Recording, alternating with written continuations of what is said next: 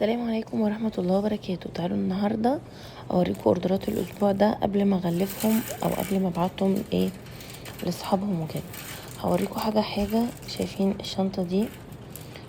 دي طلبت مني في يومين، يعني انا اعملها في يومين. دلوقتي زي ما انتم شايفين دي طبعا تحفة يا جماعة والله العظيم. الحاجات دي مظلومة في التصوير جدا والله، يعني حاسة ان هي في الواقع احلى بكتير يعني. تعالى دي بقى شنطة يعني تنفع تلات حاجات، يعني بتلات طرق، تتلبس بتلات طرق، شولدر واوف شولدر، ماشي، وهي دراعها طويل جدا، ماشي. وبعدين برضو ممكن تلبسيها بالشكل ده برضو، وممكن تخلعي الدراع اصلا وتلبسيها كبوك اللي هي بالطريقة دي كده يعني. دي بقى شنطة نونو كده لسه مولودة، دي طبعا الاطفال، عمر سنة او سنتين او 3 سنين. عامله لها حزام، وشفتوا بقى الجديد عندنا عامله لها جراب، ماشي، علشان لو حابه تحط فيها حاجه. اي نعم هي ما بتاخدش حاجه، بس برضو يعني الزبونه عزيزه على قلبي شويه، فحبيت ان انا الصراحه اخدمها يعني. تعالوا بقى نشوف البوك ده طبعا يعني اكبر من البوك اللي هو بتاع الكريدت شويه يعني. دي طبعا اللي طالبه مني البوك ده، طالبه معاه ده، وطالبه معاه اللي هو الكوليه اللي انا هوريه لكم دلوقتي، تمام. فعشان كده انا حاطاها عشان الصورة صغيرة ما تضيعش مني. دي طبعا كرافتة كنت عرضها على القناة برضو، فشوفوها. وده حزام، الاتنين طقم مع بعض، يعني الاتنين دول طالعين مع بعض، تمام. ودي كرافتة طلبت مني بعد ما عملت اللي هي التانية دي. دي طالعة الاوردر لوحدها من غير حزام يعني، بس جميلة جدا. ده طبعا كوليه عملته طبعا تحفة يا بنات، مطلوب مني كتير. يعني مش عارفه اقول لكم تفاصيله كده، ويعني حاجه كده وهم يعني. تعالوا دي الشنطه دي هي دي طبعا حجم الخرز بتاعها اكبر من الشنط التانية، وتحفه بس تقيله طبعا علشان خرزها تقيل.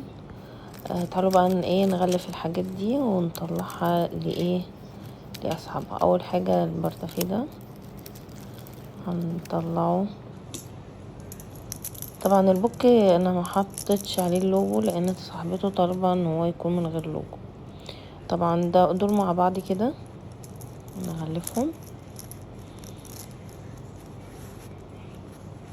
معرفش شكل الجراب ده حلو ولا ايه، بس صراحة عجبني، فقلت اجيبه للحاجات الصغيرة، ده شكله شيك كده. وبعدين لو طلع هدية ولا حاجة يعني الناس هتكون يعني حاسة ان هو يكون حاجة قيمة كده، ان هو ان انت داخل يعني تدخلي بيه على حد كهدية او كده. حسيت شكله شيك. وبفكر برضو في اني انا اعمل علب وحاجات من دي، بس طبعا العلب بتكون لها احجام معينة، فما بتعرفيش تتحكمي في حجم العلبة. تعالوا بقى نشوف هنا الاوردر اللي بعده. الشنطة دي معرفش بقى تدخل في الشنطة دي ولا لا، حجمها صغير. طبعا يا جماعة انا حابة برضو اتكلم معاكم في حاجة. هو انا نفسي اسأل سؤال، هو ليه كل الاوردرات جايلي باللون الابيض؟ يعني ما ينفعش كده والله، احنا محتاجين نغير الالوان علشان انا كده هيجيلي عمى الوان والله. ابيض ابيض ابيض ابيض، وكرهتوني في اللولي وكرهتوني في اللون الابيض والله. عايزه تغيير يا جماعه، عايزه تغيير، عايزه الوان مختلفه كده عشان احس بالاستمتاع وانا بشتغل. دي برضو الشنطه دي طبعا داخله قلبي من جوه يا جماعه والله يعني. وبعدين بتنطلب كتير، يعني دي تاني او تالت شنطه اعملها من نفس الموديل، فباجي اصور بحس ان انا ما عملتش حاجه جديده، فيعني غيروا برضو في الموديل يا جماعه. بس هو الصراحه الموديل تحفه ويعني منتشر جدا اليومين دول، والتصميم بتاع الشنطه نفسه حلو جدا يعني. طبعا ما اعرفش هتلاقوا الحاجه دي عند حد تاني ولا لا، بس انا بعمل دراعين. طبعا هي الزبونه كانت طالبه دراع واحد، وانا بقى حبيت يعني اعمل لها دراع تاني كده هديه مني، لانها اول مره تطلب مني والصراحة انا بحب شكل الشنطة دي بالدراعين. هي عندها حرية الاختيار، عايزة تشيل ده تشيل ده، هي حرة يعني ايه. حبيت كده تبقى حاجة ايه اضافة من عندي يعني.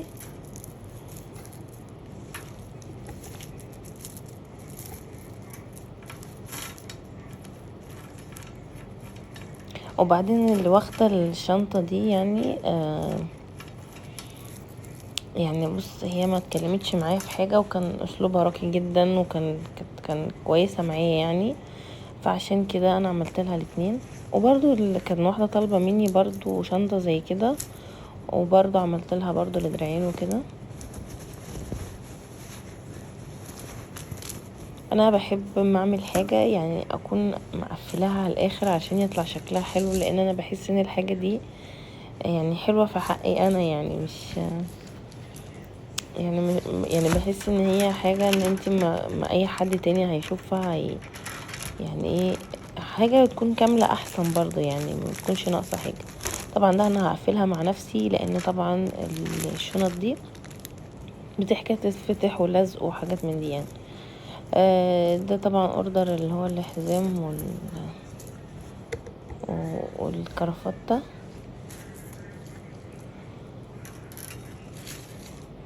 طبعا الشنط صغيرة، فانا هحط كل واحد في شنطة لوحده.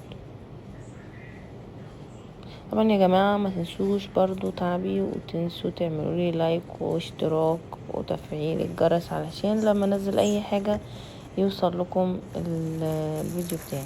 تعالوا اوريكم دي حاجة جديدة كده طلبت مني، يعني معمولة لحد غالي كده. سبحة. وطبعا اول تجربة ليا في السبح يا جماعة، فايه